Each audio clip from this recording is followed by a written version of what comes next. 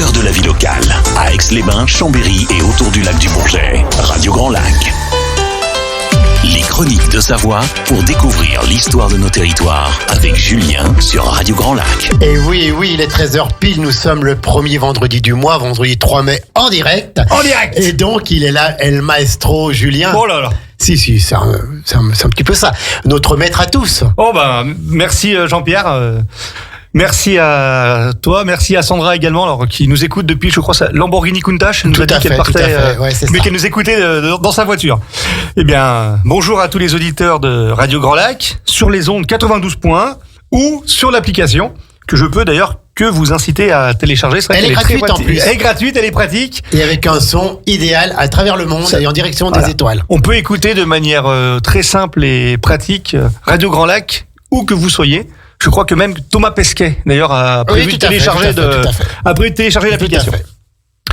Alors, le mois dernier, on avait pris la direction du XVIe siècle, et plus précisément de la mer Méditerranée, parce que nous avons parlé de la marine savoyarde lors de la bataille navale de Lépante. C'était en octobre 1571, au cours de laquelle se sont illustrés, on avait vu, 3 navires sur les 200 que comptait la Sainte Ligue à l'époque. Et donc, ces 3 navires, ils ont fièrement arboré l'étendard avec la croix de Savoie. Et aujourd'hui, on va retourner plus dans l'histoire contemporaine, puisque bien sûr, commémoration oblige. Oui. Nous allons nous replonger 80 ans en arrière pour évoquer la résistance en Pays de Savoie. Cette année 1944 tellement importante pour l'histoire du monde. Complètement. Pour l'histoire de notre pays, de l'Europe et du monde. Et on a vu que le président de la République a commencé son chemin mémoriel qui va s'achever, mais dans quelques jours, il y aura les 80 ans du débarquement en Normandie, puis ensuite les 80 ans de la libération du pays, Paris. libération de Paris, etc. Tout à fait. Paris libéré, Paris outragé, Paris martyrisé. C'est ça. Et lorsqu'on pense résistance, on peut avoir les mots suivants qui nous viennent en tête. Donc sabotage, on parle aussi de coups de main. Vous savez, ce sont des actions de la résistance quand ils s'en prenaient à des endroits très précis. Oui. On appelle ça des coups de main. Alors on peut penser également aux mots maquis, secret, traque et malheureusement répression. Ce sont ces termes qui nous viennent immédiatement à l'esprit. Mais pour nos territoires, quand on parle de résistance, ça revêt bien sûr la définition classique, mais également le terme premier qui est la résistance à l'envahisseur. Pourquoi ? Puisque dès 1940, il y a vraiment eu en Savoie et en Haute-Savoie une résistance armée, entre guillemets officielle, puisque nous avons été concernés au premier chef par l'invasion de la France. C'est ce que nous allons voir dans cette première partie avant la pause musicale. Pourquoi ? C'est maintenant déjà la pause ? Non, d'accord, ok. Avant la pause musicale. Donc, on va... Maintenant, le Julien, il commence, puis il fait une pause. Voilà, c'est ça. Allez, hop, allez. Donc, on va commencer par le commencement, comme d'habitude, et on va se replonger directement au mois de juin 1940, et plus particulièrement le 10 du même mois. Aïe. Ça va mal en France. Ça va pas très bien. Sur l'ensemble du front, partout, les France franco-britanniques s'effondrent. D'ailleurs, une émission a été consacrée à la bataille de France, c'était en mai 2021, et vous pouvez d'ailleurs toujours l'écouter en podcast. Le 3 juin, c'était les dernières opérations du rembarquement de Dunkerque, et les Allemands, en fait, ils sont à quelques jours de prendre Paris, qui sera déclarée ville ouverte le 13 juin, et les Allemands vont le gouvernement venir le 14 juin. Part à Tours, puis ensuite à Bordeaux. À Bordeaux, c'est ça. Et il démissionne à Bordeaux. Donc c'est ça. Un sous-secrétaire d'État à la Défense perd son poste et s'envole pour Londres. Tout à fait, c'est ça. Bref, la bataille de France, elle est perdue du fait de la supériorité tactique et stratégique de l'armée allemande. Et notre pays vient de subir, en à peine 5 semaines, la pire défaite militaire de son histoire. De son histoire, oui, tout à fait. En fait, le monde entier est surpris par la rapidité de l'effondrement de l'armée française, qui était pourtant réputée comme étant la meilleure du monde, et qui, malgré quelques succès, on peut parler notamment de Montcornet, notamment, avec le colonel de Gaulle, voilà, ne peut rien contre ce que l'on peut appeler le rouleau compresseur allemand. Qui serait la seule opération qui a pu faire reculer les armées allemandes. C'est ça. Il y a eu des actions de résistance où des points fixes ont été organisés pendant plusieurs semaines, comme à Stone, par exemple, mais ça n'a pas... Stone, oui, puis c'est à côté de Chardin. À côté de Chardin, voilà. À côté de Chardin. Qu'on appelle le village Stone et Chardin. C'est en Normandie. C'est ça, voilà. C'est ça, tout à fait. Faut bien rigoler.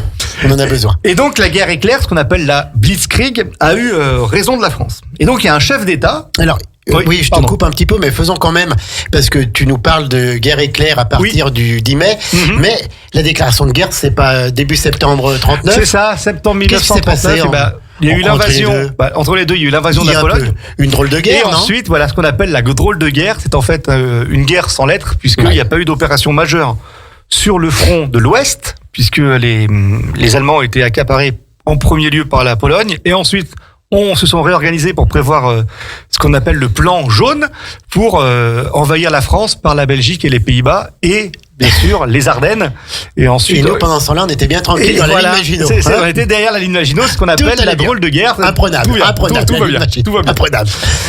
Et donc, suite au désastre militaire, que l'on peut percevoir en France, que l'on subit en France, en 5 semaines, même pas. Il y a un chef d'État qui est allié des Allemands et qui lui aussi, il assiste médusé à la réussite de ce qu'on appelle le plan jaune et il veut aussi se tailler une part du gâteau français. Lui, il pense qu'une invasion par les Alpes ne serait en fait qu'une simple formalité puisque l'armée française est en lambeaux. Vous l'avez deviné. C'est le Duce. Je parle du Duce, Benito Mussolini, qui le 10 juin, jour d'agonie de l'armée française, comme le nota Charles de Gaulle, il décide d'attaquer à travers les Alpes. Alors son ambition, c'est de reconstituer un empire romain et de faire la Méditerranée une nouvelle Mare Nostrum, notre mer. C'est comme ça que les Romains appelaient sous l'Antiquité parce qu'ils étaient la mer Méditerranée. Tout à fait, c'est ça. Et donc, dans un ouvrage consacré à la Seconde Guerre mondiale, le chapitre consacré à la bataille des Alpes, c'est ce que nous allons évoquer dans cette première partie, s'intitule « Tu coquet Mussolini », toi aussi Mussolini, en référence à l'assassinat de César et à la trahison de Brutus. En fait, on considère que cette déclaration de guerre italienne est un coup de poignard dans le dos, puisque les Italiens profitent en fait de l'anéantissement de l'armée française pour tenter une invasion par les Alpes. En fait, les Italiens, eux, ils sont euphoriques, on peut les comprendre, puisque l'armée française, comme je l'ai dit, est en lambeaux. Et pour eux, la victoire, elle sera accomplie après quelques jours de combat face à une armée française, croyait-il, en difficulté.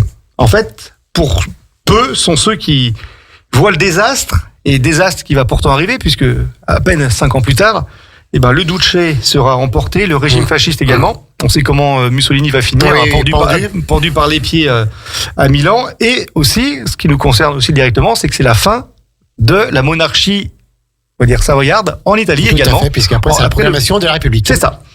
Mais le temps, il est à la guerre, et donc l'heure n'est pas à la modération, vous le savez. Donc du côté italien, vous avez le comte Umberto, qui est le futur éphémère roi d'Italie, Humbert II d'Italie, et qui repose à l'abbaye de Combe, kilomètres de là. Et il peut compter sur une force qui est impressionnante de 312 000 hommes. Et face à elle, on a le général Olry, qui a sous ses ordres une armée de seulement 175 000 hommes. Donc 80 000 sont en première ligne et ils sont répartis sur 3 théâtres d'opération. Pour faire simple, Alpes-Maritimes, c'est le secteur, on va dire, Menton-Nice. Un secteur Dauphiné, alors qui n'est pas vraiment le Dauphiné, mais c'est plutôt le secteur de Briançon, mais c'est comme ça qu'on l'appelle. Oui, tout à fait. Voilà. Et par le mont Genève. Voilà, c'est ça. On accède depuis l'Italie. Une défense basée dans les pays de Savoie, donc pour protéger les cols alpins, qui ouvrirait ensuite la route à Chambéry et Annecy. Et le but de cette armée, qui est en sous-nombre, en sous-effectif, mais qui est quand même particulièrement expérimentée, est motivée pour, entre guillemets, sauver l'honneur. Et leur objectif, il est clair, il faut défendre les cols alpins pour empêcher un déferlement des armées italiennes. Une fois que les cols sont pris, on sait que les vallées sont ouvertes et que rien ne peut empêcher l'envahisseur de poursuivre sa progression en avant. Et contrairement à ce qu'il se passe sur le reste du territoire, l'armée des Alpes, elle tient. Et les Italiens, ils peinent à manœuvrer. On est quand même dans des altitudes assez hautes, à plus de 2000 mètres d'altitude. Les combats sont sévères. On a des fortifications alpines tout au long, ce qu'on appelle la ligne Maginot des Alpes. Et les Français y tiennent. Et les cols de Savoie, donc le Mont-Cenis, le Petit Saint-Bernard, le col de la Seigne, là, les Italiens piétinent et ils n'arrivent pas ou peu à avancer. Le 22 juin, c'est la signature de l'armistice franco-allemand. Et donc Mussolini, pour lui, le temps, il est compté. Il doit vite remporter une victoire pour sceller une grande réussite avant la fin des hostilités. Et en fait, ce succès significatif, il n'arrivera jamais. L'armée des Alpes, elle sort victorieuse et elle elle sauve l'honneur de l'armée française, chose que l'on oublie, que même dans nos territoires, on ne sait pas forcément que se sont déroulés des combats durs, compliqués, âpres, et que les Français en sont ressortis vainqueurs. Et c'est en fait le premier acte de résistance dans nos départements. Les exigences, bien sûr, italiennes, elles sont limitées. il ne se contente que d'occuper les territoires conquis par l'armée du Duce, c'est-à-dire en fait pratiquement rien, c'est quelques cantons en Maurienne. Je crois qu'ils vont également entrer dans Menton, mais ils ne vont pas réussir à aller jusqu'à Nice, ni Chambéry, ni Annecy. Enfin, leurs objectifs ne sont pas atteints. Pourquoi est-ce que le Duce veut venir en Savoie ? Parce que pour lui, il a en mémoire l'annexion de 1860. Voilà, et la maison de Savoie, qui est en fait la maison fondatrice de la monarchie italienne, et pour lui, la Savoie, c'est aussi un bout d'Italie, même si la Savoie n'a jamais été italienne d'ailleurs. Tout à fait. Mais dans son esprit, il y a un peu une reconstitution d'une grande Italie. Nous sommes le 25 juin 1940, et à minuit 35, l'armistice, il est signé à Rome, et les combats sont terminés. La Savoie, elle s'est illustrée pendant près de 2 semaines, dans une résistance armée qu'on peut qualifier d'officielle, et c'est le premier fait d'armes d'une série qui touchera notre département savoyard. L'armistice prévoyait une division de la France, vous le savez, entre une zone occupée par les Allemands et une zone dite libre. Gouvernée par le maréchal Pétain. Alors, on parle souvent de zone libre. Et moi, j'aime bien dire la zone dite libre, puisqu'elle n'avait de libre que l'intitulé, puisque quand vous étiez sous un régime autoritaire sans élection, on ne peut pas considérer cela de zone libre. Et puis surtout après Montoire, où le maréchal Pétain s'engage officiellement dans la collaboration avec le Führer. C'est ça. Et les 2 Savoies donc sont situées en zone libre, puisqu'elle est au sud de ce qu'on appelle la ligne de démarcation.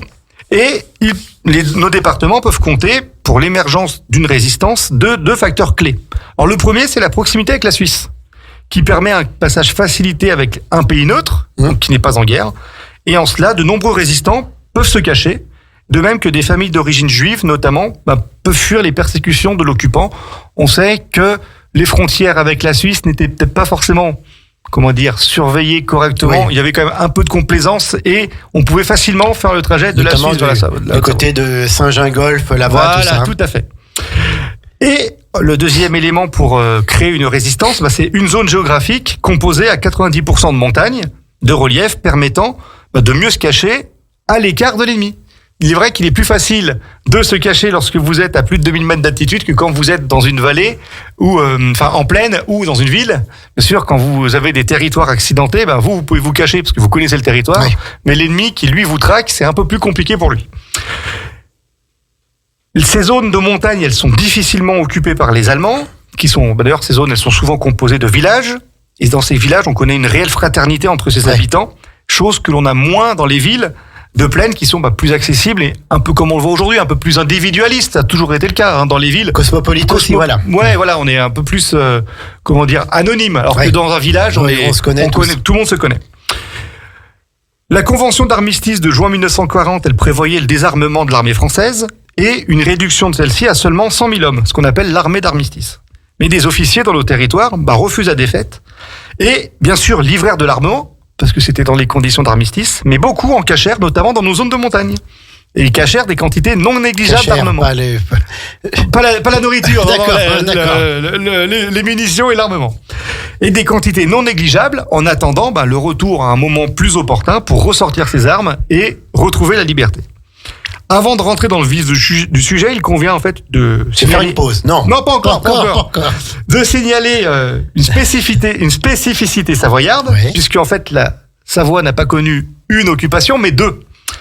La première, c'est les Italiens de novembre 42 à septembre 1943, et la deuxième, c'est les Allemands d'octobre 43 à la fin de la guerre. Alors vous allez me dire que je délire un peu parce que j'ai indiqué il y a quelques instants que l'occupation italienne s'est réduite en fait à la portion congrue. Mais en fait, pas du tout. Parce qu'en novembre 42, en représailles à ce qu'on appelle l'opération Torche, c'est l'invasion de l'Afrique du Nord par les Américains et les Britanniques, voilà. Les Allemands envahissent l'ensemble du territoire français. Et ils laissent aux Italiens une large zone alpine, on va dire. Donc il y a la Savoie, la Haute-Savoie, les Alpes-Maritimes, et donc nous sommes sous occupation italienne. Mais en fait, en 1943, le contexte il est différent. Parce que du côté de l'Italie, les choses ne se passent pas comme prévu. Les Américains, ils ont débarqué en Sicile, le Duce est déposé, et il va devenir un peu le responsable d'une éphémère république de Salo, située dans le nord de l'Italie. Voilà. Et donc les Allemands ne peuvent plus compter militairement sur les Italiens, ils se méfient d'eux, et depuis septembre 43, ils prennent la place et ils occupent la Savoie et la Haute-Savoie. D'ailleurs, le signe le plus visible de cette occupation, c'est l'installation à Chambéry d'un siège de la Gestapo, rue Charvet, avec des annexes à Saint-Jean-de-Maurienne, Aix-les-Bains et Albertville. Il en va de même en Haute-Savoie, où il y a un siège de la police politique allemande qui est installé à Annecy, dans les bâtiments de l'ancienne école privée Saint-François, qui est aujourd'hui démolie. On appelait ça la Villa Schmitt. Enfin, Schmitt, siège de la Gestapo, ouais, voilà, on fait vite le lien. Avec l'arrivée des Allemands, donc nos départements vont connaître des années noires, d'autant plus que les Savoyards, qui sont français seulement depuis 80 ans en fait, c'est tout neuf, vont faire preuve d'un grand patriotisme. Alors si on remonte un peu plus dans le temps, pour parler d'un premier acte de résistance entre guillemets passif, on va se plonger dans la journée du 14 juillet 1942. Nous allons nous rendre à Chambéry, et si nous pouvions remonter le temps et nous rendre à ce fameux 14 juillet 1942, nous assisterions à un immense rassemblement devant la Sasson. Oui. Alors la Sasson, c'est la statue de Chambéry, que vous connaissez, pas loin de la place du Centenaire. Alors là, quand je vous dis devant la Sasson, c'est pas vraiment la Sasson, c'est seulement le socle, puisque la statue a été déboulonnée. Elle a été enlevée. Elle a été enlevée, voilà. Et cette Sasson, c'est le symbole du rattachement de la Savoie à la France. Et ce 14 juillet 1942, nous avons une marée humaine de Chambériens et de Savoyards qui se rassemblent pour affirmer leur attachement à la liberté. Alors certes, les Savoyards, ils ne vivaient pas encore sous le joug de l'occupant italien ou allemand. Mais le régime de Vichy, qui était un régime autoritaire, il faut le dire, il était quand même peu apte à discuter avec les opposants. Mais ça n'a pas empêché une marée humaine de déferler dans l'ancienne capitale de Savoie. Et on va revenir sur cet événement juste après la pause musicale, Jean-Pierre. C'est maintenant la pause. C'est maintenant. Donc, nous en sommes en 1942, le 14 juillet 1942. On parle jour de la fête nationale, bien sûr, la date est symbolique. On parle de la résistance en Savoie, 80 ans après les faits. On se souvient sur Radio Grand Lac 92. radiograndlac.com et l'application Julien. L'application, d'ailleurs je suis dessus là. Je suis dessus. Donc très bien. On se retrouve dans quelques petites minutes. Vos émissions préférées, elles sont toutes sur Radio Grand Lac. Les chroniques de Savoie pour découvrir l'histoire de nos territoires avec Julien sur Radio Grand Lac. De retour avec El Maestro Giuliano qui est avec nous aujourd'hui, notre spécialiste de l'histoire locale, de l'histoire de Savoie. Cette histoire que l'on n'a pas appris, que l'on n'apprend plus depuis 1860, depuis que les hussards noirs de la République ont débarqué dans les écoles de Savoie. C'est ça. Voilà, donc on n'a pas appris cette belle histoire d'un État millénaire. C'est tout à fait une histoire qui est très riche et pourtant très méconnue malheureusement. Alors c'est vrai qu'on a la chance d'avoir un patrimoine très important, que ce soit historique ou culturel. Et c'est vrai que le fait d'avoir depuis maintenant un an un nouveau musée savoisien, ça permet de mieux appréhender également. Depuis un an, le 27 avril. Ouais, c'est ça. Depuis de mieux appréhender notre culture et puis plus largement notre histoire qui est tellement riche. Et puis formidable. Juste un petit mot, je crois que tu as monté une association pour faire connaître. Tout à fait. Merci de donner l'opportunité d'en parler. Oui, tout à fait, bien vu. C'était improvisé en plus, complètement. Maintenant, je suis président d'une association qui s'appelle Histoire des Pays de Savoie à Châles-les-Eaux, puisqu'elle elle est située donc dans ma ville à Châles, et on a pour vocation d'organiser des conférences, des visites. Et là, d'ailleurs, le 15 mai, nous allons organiser une soirée documentaire avec la projection d'un documentaire qui s'appelle 1940, Tempête sur les Alpes, qui va justement revenir pendant 1 heure sur la fameuse bataille des Alpes, la victoire des armées françaises face aux armées italiennes. Et donc, c'est une bataille qui s'est déroulée dans nos pays de Savoie. Alors, pays de Savoie au sens large, bien sûr, Savoie, Haute-Savoie, et également Alpes-Maritimes. Mais vous savez que le comté de Nice, ce sont un peu nos frères, voire peut-être nos cousins, puisque nous avons été pendant très longtemps, nos destins ont été liés depuis très longtemps et pendant plusieurs siècles. On rappelle encore que le port de la Maison de Savoie, c'était Villefranche-sur-Mer. Villefranche-sur-Mer, oui, tout à fait. Allez, on revient en 1942. On vous rappelle qu'on parle de la résistance en Savoie à l'occasion du 80e anniversaire de ces événements qui ont mis fin à la guerre, à la deuxième guerre mondiale, du moins en France. C'est ça. Et il en fallait du courage quand même pour s'engager en résistance. Tout à fait, oui, complètement. On verra ça tout à l'heure et parler des conditions de vie un peu des résistants. Mais avant la pause musicale, on a commencé par parler du 14 juillet 1942 avec un immense rassemblement à Chambéry devant le socle de la Sasson. Et cet acte de résistance, alors que l'on peut qualifier de résistance passive entre guillemets, puisque c'est pas un fait d'armes, il n'y a pas eu de combat, il n'y a pas eu de sabotage, pas eu d'attentat, mais c'est un mouvement patriotique de Savoyards. Et ce mouvement a eu les honneurs de Radio Londres en ces termes. Toute la journée, des gerbes tricolores ont été déposées sur l'emplacement de la Sasson. de la statue qui commémorait le rattachement volontaire de la Savoie à la France et que les valets de Vichy ont fait abattre sur ordre des maîtres de Rome et de Berlin. Par ailleurs, les Savoyards ne cessèrent de défiler en criant « La Savoie à la France, vive la liberté, vive la France ». C'est ce que a indiqué le lendemain, donc le 15 juillet, le surlendemain, le 16 juillet, Radio Londres. Et donc, c'est la radio de la résistance, la radio de la France libre. Et ils mettent un point d'honneur à parler de l'événement du 14 juillet à Chambéry. Alors, durant cet événement, il y a des miliciens et des proches du maréchal Pétain qui tentèrent de perturber cet événement, mais sans succès. Mais le plus haut fait d'armes qui s'étant déroulé dans nos départements, c'est bien sûr, vous le savez, le combat du plateau des Glières, et c'est ce que nous allons voir maintenant. Alors, pour commencer, on va positionner les Gleux, parce que c'est vrai qu'on connaît tous le plateau des Glières, mais si on vous demande de le positionner sur une carte de la Haute-Savoie, c'est plus compliqué. Alors, bien sûr, je viens de le dire, nous sommes en Haute-Savoie, à une quinzaine de kilomètres de la ville de Thônes, qui est célèbre pour son reblochon. Voilà, donc alors chacun a les références. La radio de l'identité locale, c'est Radio Grand Lac. Tout à fait. J'ai une pensée d'ailleurs toute particulière pour mon épouse qui doit nous écouter et qui la jolie Marion, tout à fait, et qui que l'on embrasse bien fort, même plus que bien fort d'ailleurs. Et si on remonte aux origines du maquis des Glières, et ben nous retrouvons un mouvement massif de l'ensemble des mouvements armés clandestins à la base pour réceptionner un parachutage. Vous savez que pour avoir de l'armement, les résistants avaient de l'armement léger, ils devaient bénéficier d'une aide extérieure. Cette aide, c'est les Alliés qui donnaient cette aide, et par parachutage. Alors, pour vous la faire courte, les avions passaient, ils ouvraient les portes et ils larguaient des gros containers. Et dans les containers, il y avait des vivres, de l'armement, des munitions, des messages, etc. Et alors, vous pourrez me répondre que seulement quelques hommes auraient suffi. Mais en fait, le 30 janvier 1944, il y a des rapports qui émanent des réseaux de la résistance de Haute-Savoie et les messages sont clairs. Les autorités de Vichy et les Allemands, ils comprennent qu'il y a quelque chose de massif qui va se tramer, c'est-à-dire un parachutage sur le plateau des Glières. Et donc, on assiste à des trains entiers de miliciens. Alors, les miliciens, c'est, on va dire, l'armée de Vichy, pour faire simple. Voilà, pour faire simple. Il y a des gardes mobiles et ce qu'on appelle aussi les GMR, c'est les groupes mobiles de réserve. En fait, ce sont des unités paramilitaires, donc des militaires non officiels, si vous voulez, dont le principal organisateur de cette GMR, c'est le sinistre René Bousquet, que l'on connaît... qui a été d'un grand président ensuite. Voilà, tout à fait. Donc, les résistants de Haute-Savoie, ils avaient deux solutions. Soit ils prennent la direction massivement du plateau des Glières pour se défendre, puisqu'ils savent que les Allemands et les autorités de Vichy sont au courant d'un largage, soit ils prennent position dans les villages et attendent que les choses se tassent. Mais le fait de prendre pied dans les villages, ça aurait forcément condamné les populations civiles, puisque chaque action de résistance était ensuite suivie d'actions de représailles. Et donc, si on mettait la main sur un résistant dans un village, vous comprenez que c'est les villageois qui allaient malheureusement en subir les conséquences.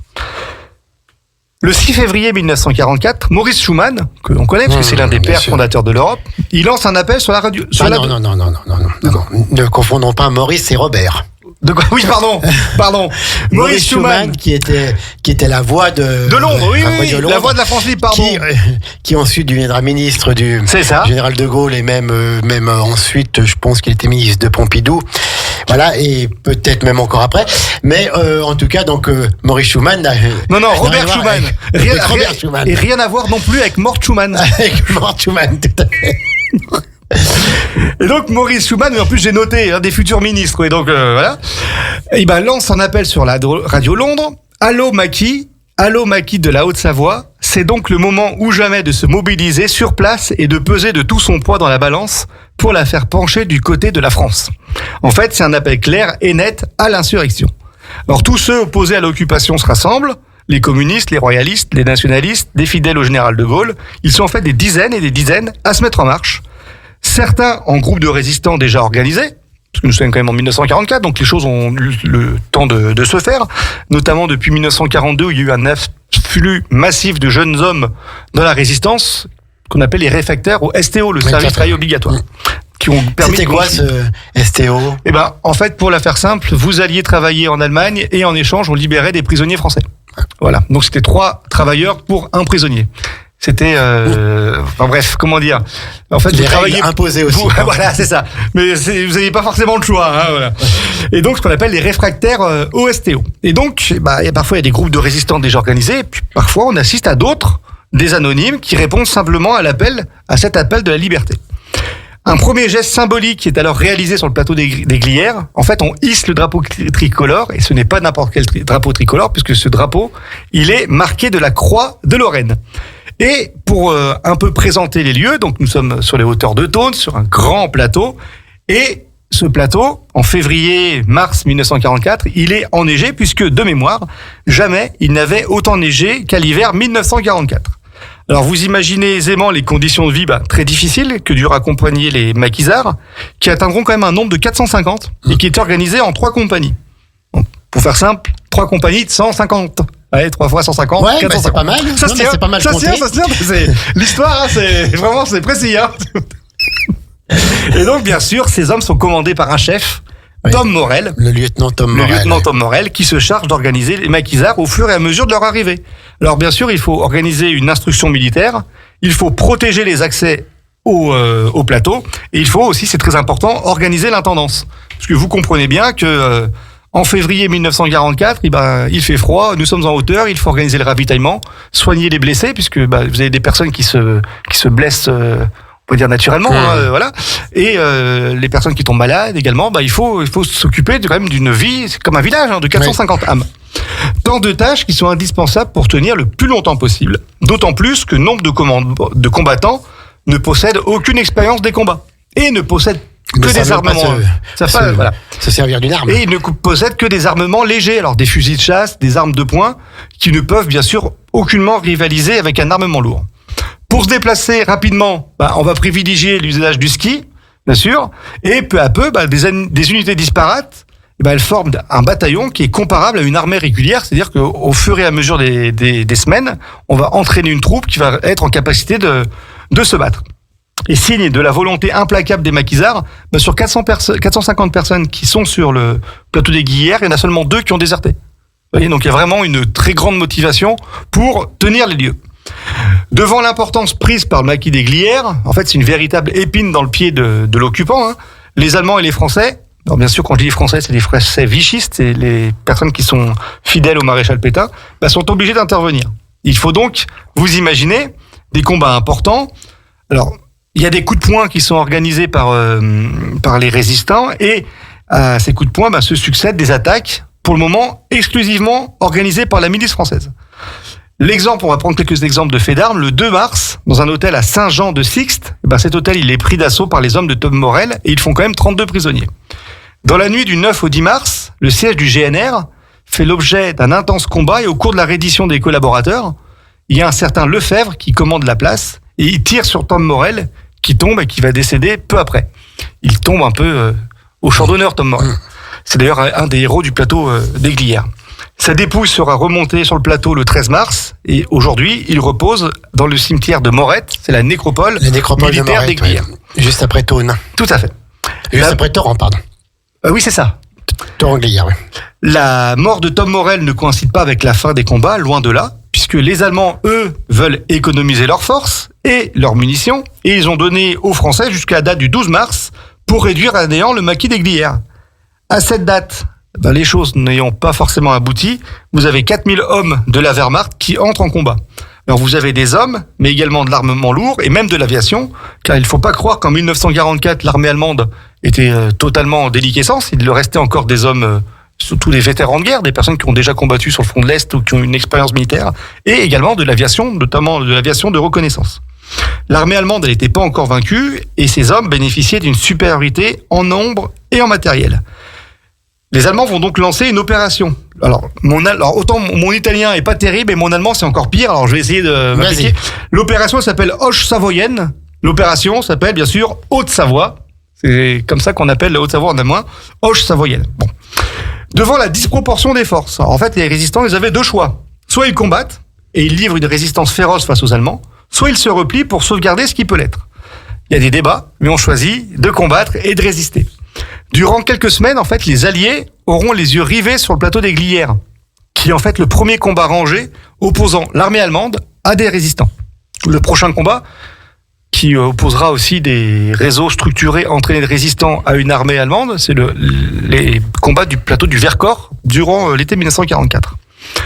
Le 26 mars 1944, vous avez 3 bataillons de chasseurs de montagne allemands, en fait c'est l'équivalent de nos chasseurs alpins, aidés de la milice, qui lancent un assaut sur le plateau, qui réussit que partiellement. Ils ont un 4e bataillon qui reste en réserve. En fait, il faut vous imaginer la confrontation. Vous avez des maquisards peu équipés, qui se cachent, qui sont camouflés dans la neige, qui attendent le dernier moment pour attaquer les assaillants, qui, eux, à l'aide de mortiers et de l'aviation, parviennent à déloger les défenseurs. Le lendemain, voyant de leurs jumelles les tentatives des maquisards, donc le 27 août, de quitter le plateau, parce que les maquisards comprennent que la position est intenable. Il y a une attaque générale qui est lancée, et sur les 450 maquisards qui sont présents sur le site, il y en a 2 tiers qui ont été faits prisonniers, et 120 qui ont trouvé la mort au combat, ou suite aux tortures pratiquées par les Allemands et les miliciens. Et bien sûr, l'ensemble du matériel qui a été parachuté auparavant a été soit détruit, soit saisi. Les Allemands, eux, comptent que 3 tués et 7 blessés. Et les pertes, par contre, des miliciens sont beaucoup plus nombreuses puisqu'ils ont combattu pendant beaucoup plus longtemps. Ils ont été en première ligne pendant plusieurs jours. Le soulèvement des Glières est en fait un échec militaire, mais c'est pas ça qui compte. C'est sa portée symbolique qui est considérable. On assiste en fait à une véritable guerre de propagande entre Radio Paris. En fait, c'est la radio qui est fidèle à Berlin, qui revient. Radio Paris ment, Radio Paris ment, Radio Paris est allemand. Voilà, c'est ça. Et qui comme revient. Pierre Dac. Voilà, tout à fait. Et qui revient sur la victoire allemande face à ce qu'ils appellent des terroristes. Voilà. Oui, tout à fait, les terroristes. Et Radio Londres, qui par contre la voix de la résistance, qui indique le soir du 6 avril, héros des Glières, quelle est votre plus belle victoire? Celle d'avoir ramené Bir Hakeim en France. Bir Hakeim, célèbre victoire française du futur maréchal Leclerc, et qui va importer cette victoire sur le sol national. Pour le résistant Henri Roman-Petit, il s'agit d'une victoire des armes, mais une victoire des âmes. Pardon, il s'agit d'une défaite des armes, mais d'une victoire des âmes. Voilà. Le combat des Glières a eu le mérite de démontrer aux Alliés les capacités des combats des résistants. Et donc, suite à ça, les parachutages vont s'accentuer. Et ils vont permettre aux combattants de l'ombre, c'est le nom que l'on donne aux résistants, de Haute-Savoie, de libérer leur département dès le 19 août, sans aucune aide extérieure. Et c'est la première fois depuis le début de la guerre qu'un département se libère par lui-même. Alors vous allez me poser la question, parce que je sais que vous êtes très taquin, vous allez me dire, mais la Corse, ça a bien été le premier département libéré. Oui, mais la Corse, qui a été libérée dès le 4 octobre 43, elle a été libérée mais grâce au concours des forces françaises libres et d'Italiens qui ont tourné Gazac pour prendre le parti de la résistance et combattre contre les Allemands. Et puisque nous venons de parler de l'importance des parachutages, il va être impératif, ça va être l'objet de notre discussion après la pause musicale, de parler du parachutage massif du col des Saisies qui se déroulera le 1er août 1944. Et ça, après la pause musicale. Après la pause, on est ensemble, c'est les Chroniques de Savoie avec El Maestro Julien. À tout de suite. On revient tout de suite. À Aix-les-Bains et autour du lac du Bourget, Radio Grand Lac, la radio de l'identité locale. Les Chroniques de Savoie pour découvrir l'histoire de nos territoires avec Julien sur Radio Grand Lac. Et de retour pour cette nouvelle partie des Chroniques de Savoie, c'est chaque premier vendredi du mois, sauf le mois de janvier parce que Julien n'arrive pas à se remettre de son 31. Si ça tombe trop près du réveillon, moi je peux pas. C'est pas possible. Donc on est ensemble pour apprendre l'histoire de la Savoie dans toutes les périodes, que ce soit l'Antiquité, que ce soit le Moyen-Âge, que ce soit les temps modernes ou même l'époque actuelle.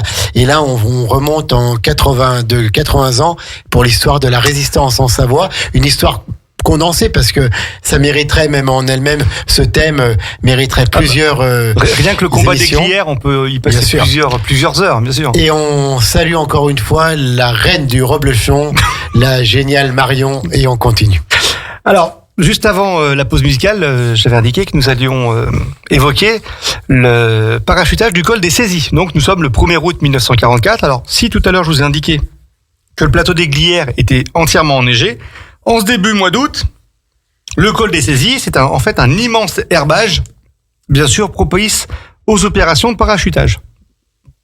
Les choses vont plutôt bien puisque l'ensemble des villages aux alentours étaient hackés à la cause de la résistance, comme Haute-Luce, Notre-Dame de Bellecombe, dont le maire, monsieur Paul-André Falcoz, était à 23 ans le plus jeune maire de France et un fervent maquisard.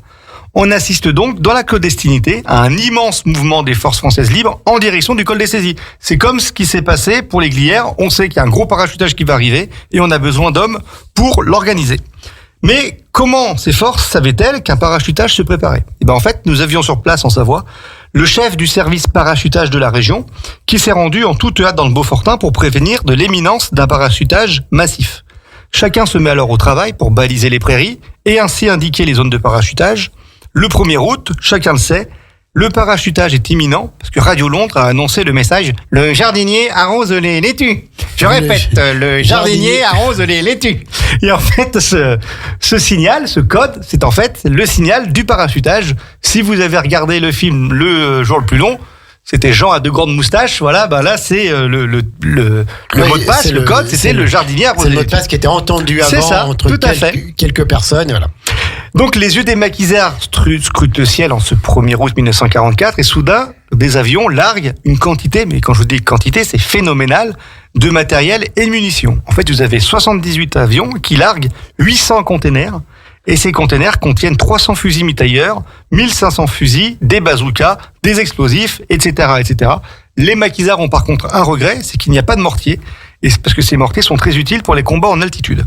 Tout simplement, vous vous cachez derrière une crête, derrière une colline, vous envoyez votre mortier qui passe au-dessus de la crête ou de la colline et pour qui retombe de l'autre côté. Voilà. D'accord. Ça évite de vous mettre, ça évite de vous exposer. Voilà. Tu sais très bien parler du mortier, il faudra que tu nous fasses la tenaille un coup. Voilà, c'est bon comme ça, non ? Tu nous feras la tenaille un coup. La tenaille, voilà. Dans la forêt de Machecoul. Dans la forêt de Machecoul.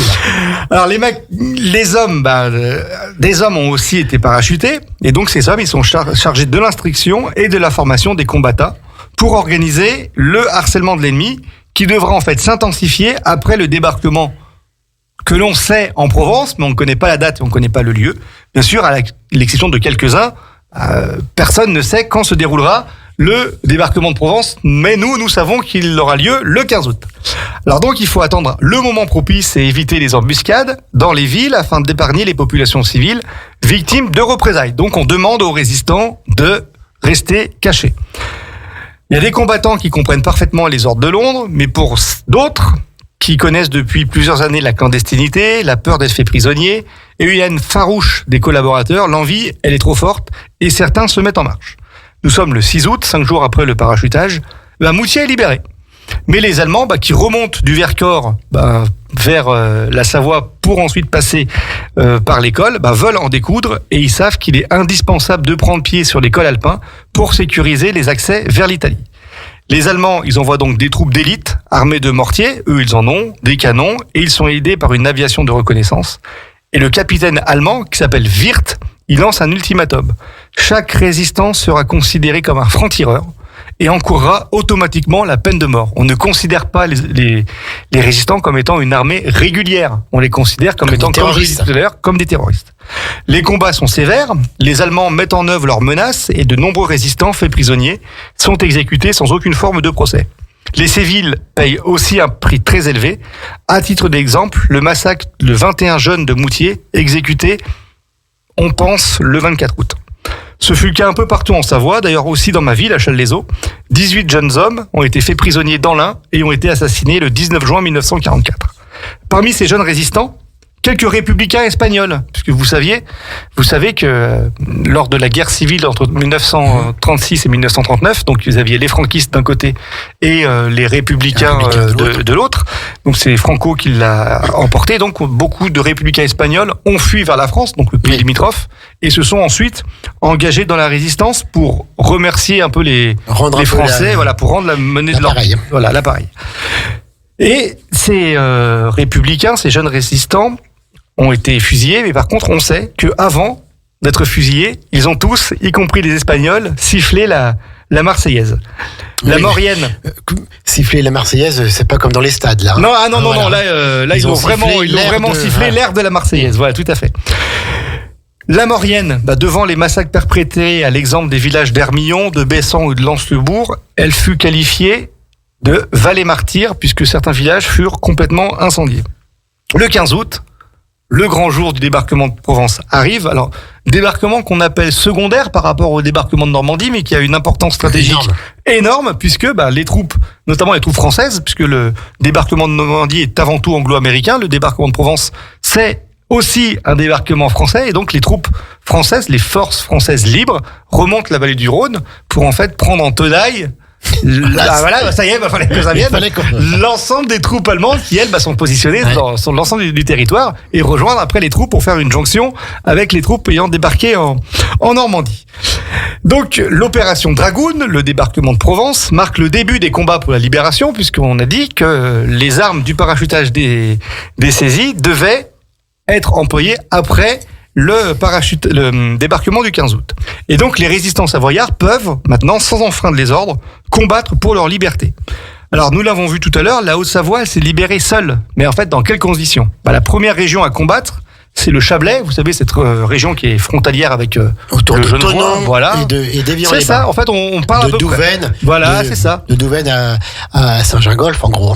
Et d'ailleurs, on a même fait appel aux métallurgistes de Thonon qui, en toute clandestinité, parviennent à transformer des camions en ce que l'on appelle des blindés de la résistance. Ils ont en fait plaqué, qu'on appelle bien sûr des plaques de fer, et ils ont fait des blindés à partir de camions. Et c'est d'ailleurs un fait unique dans l'histoire de la résistance. Le 16 août, la ville est libérée, la ville de Thonon, suivie de Saint-Julien-en-Genevois, Viry, Cluses. Le 19 août, voyant les mouvements de résistance converger vers Annecy, le commandant de la garnison d'Annecy, le major Egers, y signe la reddition en échange d'un engagement, celui de traiter les militaires et officiers allemands selon les modalités de la Convention de Genève. On notera que cette précaution, elle n'a pas forcément été observée dans la lutte contre les résistants et bien sûr la répression des civils. Vous imaginez une liesse immense qui s'empare alors de Annecy, qu'on appelle la Venise des Alpes, et de mémoire d'Annéciens, une telle ferveur ne s'est jamais autant manifestée depuis le 11 novembre 1918. Bien sûr, dans les prisons, les collaborateurs prennent la place des résistants, et si les Allemands sont bien traités, par respect à la parole donnée, la foule, par contre, s'en prend aux collaborateurs et aux miliciens. Oui. Et pour ces derniers, il n'y a pas de discussion. Pas de discussion, pas de procès, peloton d'exécution, c'est la légitime sentence. C'est ce qu'on appelle l'épuration, qui est un procédé très critiqué par Charles de Gaulle. Profiter aussi à ce moment-là pour régler des comptes, parfois. Ouais. Pour régler des comptes, oui. C'était un peu une guerre civile. C'est ça, complètement. En ce qui concerne la Savoie, on reviendra dans quelques instants sur les combats de la libération de notre département, après une dernière pause musicale. Déjà, non, mais ça n'arrête pas, ça. On part à une vitesse. Mais quel rythme effréné pour notre Julien aujourd'hui. Les chroniques de Savoie, on est ensemble jusqu'à 14h. C'est comme chaque premier vendredi du mois. On y va. À tout de suite, les amis. Radio Grand Lac, 92.1. Le grand bain de la vie locale. Les chroniques de Savoie pour découvrir l'histoire de nos territoires avec Julien sur Radio Grand Lac. Dernière partie, toujours en direct sur Radio Grand Lac, les chroniques de Savoie, et on parle de la résistance en Savoie, Savoie et Haute-Savoie, avec tous ces faits glorieux qui se sont déroulés il y a 80 ans. Julien, donc, El Maestro Giuliano. Nous avons parlé avant la pause de la libération de la Haute-Savoie, de nos voisins haut-savoyards, donc maintenant nous allons cocorico, j'ai envie de dire, parler de notre département. Non, c'est comme ça, Jean-Pierre, non, c'est bon? Ouais, c'est bon. On veut garder le premier. Okay. Et donc, en Savoie, selon les historiens, la libération, elle s'est effectuée de 3 manières différentes. Donc, rapide pour Aix-les-Bains et Chambéry, après de rudes combats pour la Tarentaise du fait de la présence d'écoles, et de façon épouvantable, nous en avons parlé pour la Maurienne. Aix-les-Bains est libéré le 21 août, les forces françaises de l'intérieur arrivent à négocier le départ de la garnison allemande, et des renforts proviennent de Haute-Savoie pour venir en aide aux Savoyards. Le chef de la Gestapo de Chambéry, qui comprend que la capitale de la Savoie est à quelques heures de se soulever, il veut faire un exemple, et au lieu dit du champ de tir, situé aux Charmettes, 18 hommes sont emmenés et brutalement fusillés, et un tiers de ces hommes étaient âgés de 15 à 20 ans. Les Charmettes, qui étaient réputées pour avoir été le lieu de résidence du philosophe Jean-Jacques Rousseau, et aussi... Chez Madame de Varins. Voilà, tout à fait. Et aussi connu pour avoir été la scène d'une terrible exécution sommaire. Le 22 août, nous sommes dans l'hôtel de ville de la Motte-Servolex, et c'est tenu... Que tu connais bien, je crois. Que je connais bien, voilà. C'est tenu la première réunion du comité départemental de libération, et Chambéry sera libéré dans la journée, et ce comité départemental de libération, ce CDL, doit mettre en œuvre le programme du CNR, le Conseil national de la résistance, créé par un certain Jean Moulin. Je vous invite d'ailleurs à écouter l'émission de l'année dernière, puisque nous en avions parlé, c'était en mai 2023. 27 mai 43, rue du Four à Paris, la France avait rendez-vous avec elle-même. Et bien sûr, de célèbres résistants se sont illustrés en Savoie et ont participé à la création de ce CDL, donc Lucien Rose, Louis Pétraz, qui nous a quittés quelques semaines après les 70 ans de la création de ce CDL. J'ai bien connu aussi Louis Pétraz. Et bien sûr, Pierre Dumas, qui a eu une grande carrière ministérielle et d'élu local, puisqu'il a été par la suite maire de Chambéry. Alors ces CDL, ils devaient en priorité gérer le ravitaillement des zones qui étaient récemment libérées, car si les campagnes pouvaient bénéficier d'une relative autonomie alimentaire, il en allait différemment des zones urbaines. D'ailleurs, en France, les tickets de rationnement ont perduré jusqu'au 1er décembre 1949. Mais ces comités départementaux de la libération, les CDL, devaient aussi préparer l'après-guerre, c'est-à-dire le retour à la démocratie, le retour à la liberté de la presse et surtout la mise en place d'un programme social toujours en vigueur aujourd'hui. Et la plus belle création de ce CNR, c'est la sécurité sociale. Chambéry, en août 1944, quand elle est libérée le 22 août, a encore les stigmates du bombardement du 26 mai 1944, qui a réduit en cendres une partie de la ville et qui tua quand même 200 personnes en quelques secondes. On a calculé que le largage des bombes a duré 90 secondes et ça a rasé une bonne partie, notamment de la ville ancienne de Chambéry. Car là est en fait l'enjeu de la libération de la Savoie, c'est la prise des cols alpins. Albertville sera libéré le 23 août après le sacrifice du commandant Bulle, qui donnera son nom à un bataillon qui regroupe les compagnies de Tarentaise et du Beaufortin, dont la devise était « Pour la France, par les crêtes ».